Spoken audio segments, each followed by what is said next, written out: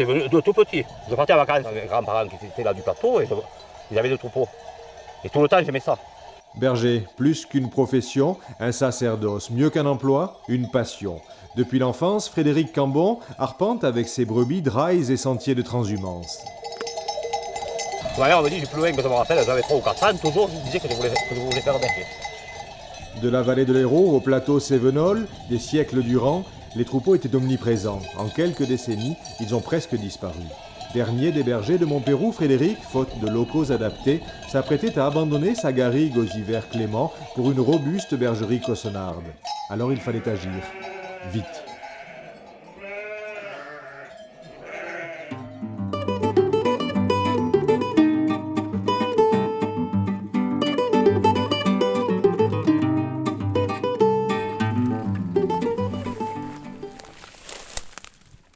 Moi, ces champs, je les ai tous labourés, vous voyez, comme un temps.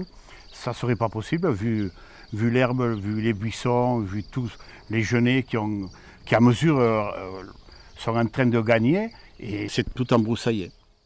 Les broussailles, le parfait combustible dans la chaleur estivale. Ici, au pied du mont Saint-Baudile, la forêt, reformée tant bien que mal, conserve les stigmates d'incendies dévastateurs. Donc, au premier plan, on a les terrains qui ont été parcourus par l'incendie de 1973, de fin août 1973, qui avait parcouru 1000 hectares. Et au deuxième plan, on a les terrains qui ont été parcourus par l'incendie de 1984. À 2 pas, au nord de Saint-Guilhem-le-Désert, voici l'immense forêt de pins de Salzmann, de somptueux conifères venus, il y a 10 000 ans, trouver refuge sur ces pentes escarpées. Un patrimoine inestimable, le plus important des 3 derniers peuplements de Méditerranée, mais un trésor aujourd'hui menacé. Donc en cas d'incendie en période estivale, les arbres qui ne sont pas très hauts vont s'enflammer avec les flammes qui viendront de sous-étage. La solution, le sylvopastoralisme, rouvrir la forêt aux troupeaux pour mieux la protéger.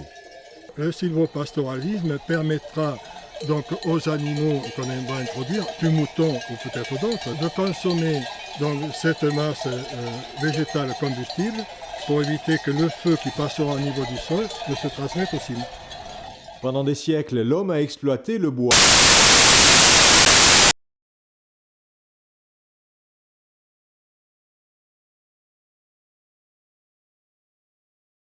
Qui a été pâturé par le troupeau récemment. La lavande ici on a le thym, voilà, et le troupeau mange les graminées. Mais il mange aussi un peu le thym et le romarin, c'est ceux qui donnent le bon goût au fromage.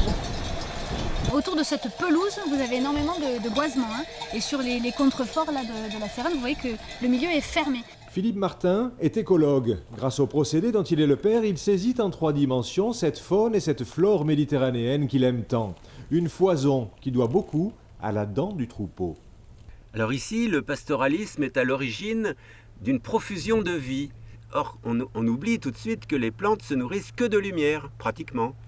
Et donc, pour une fois, l'homme a accentué la biodiversité pour faire des pelouses méditerranéennes actuelles et du Larzac et des Causses, des pelouses extraordinaires, uniques au monde, avec des espèces aussi de plantes uniques au monde et aussi d'animaux.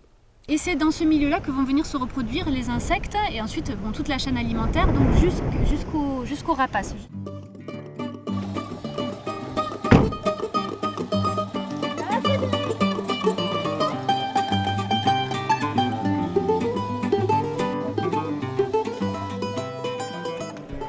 L'homme et ses protégés garant d'une extraordinaire biodiversité. L'activité humaine, alliée objectif de la préservation du patrimoine naturel. Il a fallu des millénaires pour parvenir à cet équilibre improbable. Alors pas question de le rompre. En 2012, pour garder Frédéric et son troupeau, la commune de Montpérou, le conseil régional, le conseil général et l'État financent pour 224 000 € la construction d'une bergerie. Frédéric est locataire et a pu porter son cheptel à 450 brebis. Ça a changé pour tout. Pour les brebis, pour moi, pour le bien-être des brebis, pour mon bien-être à moi. Un bâtiment fonctionnel, je veux dire, et aux normes pour le nombre de brebis qu'il y a dedans. Des mangeoires, des cornadis, ce système de cornadis là, seul maintenant pour donner à manger seul à rigolade, hein, par rapport à nos vieilles mangeoires en bois, nos galères, on appelle ça des galères. L'eau, la récupération d'eau aussi, on gagne autant qu'il fallait charrier l'eau à coups de cube. tous les jours ou tous les 2 jours, quand il n'y avait plus de homards, hein, et la lumière. Une activité agricole pérennisée, mais aussi, plus insolite, une seconde vocation, acteur du développement touristique. Un des attraits de notre territoire et un des attraits donc économiques, c'est bien les paysages, leur image et leur préservation par le biais justement de cette bergerie contribue à développer la fréquentation, à encourager les gens à venir ici sur des lieux qui sont vierges, qui sont magiques. C'est l'effet waouh.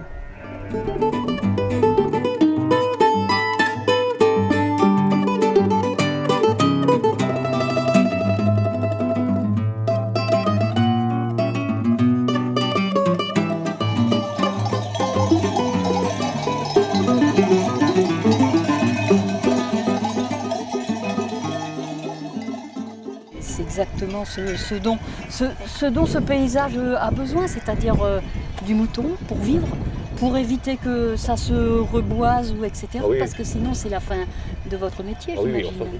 enfin, Sinon, c'est les plantes et tout qui donnent le goût du lait pour le repas. oui, oui. Ouais. Moi, j'aime de parler quand même. J'aime de parler, après, parler, une pose de questions, nous deux bien, qu'est-ce que... C'est rare de voir des mots vies maintenant, je me pose des questions sur mon métier. Mon métier est ma vie même, des fois. Elle m'a demandé la dame si j'étais marié. Guides et loueurs de gîtes ne diront pas le contraire, autant que les paysages qu'ils contribuent à façonner, le pastoralisme est une carte gagnante. C'est-à-dire que les gens qui viennent au gîte et qui voient qu'il y a un troupeau, ils sont bien contents d'aller voir les bêtes, prendre des photos et de parler un peu avec le berger. Donc ça fait un plus pour le gîte.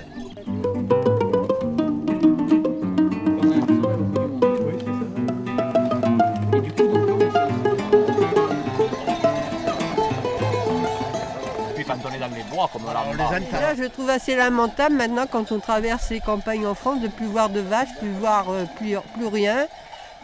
C'est vide. Alors quand on voit des endroits où il y a encore des moutons, c'est plein de vie. La rencontre avec les gens, le berger aussi, enfin c'est souvent, ça attire la sympathie. Si les moutons ils mangent pas l'herbe elle pousse. Il y en a trop. Et après on peut plus se promener. Non. Je marchais dans les Pyrénées et une de mes filles disait la montagne des Pyrénées sans vache, c'est pas la montagne. Pierre n'est pas un touriste, ces chemins, il les a sillonnés des centaines de fois pour visiter des hameaux reculés. Pour le médecin devenu randonneur, son ami le berger ne pouvait pas partir. Il y avait besoin effectivement que les bêtes reviennent hein, pour animer, pour faire vivre. Hein. La garrigue, ça. c'est la garrigue, ouais. Voilà. Les Causses et Cévennes sont protégés par l'UNESCO au titre des paysages agro-pastoraux. Donc à ce titre-là, la bergerie est très importante puisqu'elle contribue à la protection de ces paysages pastoraux qui sont inscrits au patrimoine mondial de l'humanité. Aujourd'hui, c'est jour de visite à la bergerie. Les écoliers de Montpérou viennent à la rencontre de leurs brebis. C'est bien quand tu les vois, enfin, quand ils descendent à Montpérou, tu es content d'en voir. Ceux qui n'en ont jamais vu sont contents d'en voir. Je pense que pour eux c'est important cette transmission de patrimoine justement à travers les générations. Ça me rend joyeuse quand j'en vois. J'aime bien en voir, je suis contente. Ce sont des enfants qui connaissent la ville et c'est bien aussi qu'ils connaissent la ruralité, ce qui se passe à côté de chez eux, à côté de Montpérou. Oui, des fois je les vois passer devant ma maison. Et une fois j'étais en bas de la maison et je les ai touchés. Et j'ai vu aussi j'ai vu plusieurs petits passer. Celle qui va mettre bas, elle est jeune ou vieille? C'est une jeune. C'est la première fois qu'elle fait une petite. Du coup ça va mettre plus de temps. Ouais. Vous l'avez observé?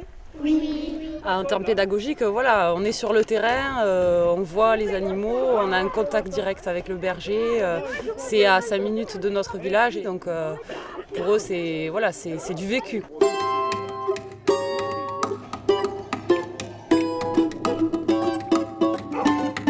Ah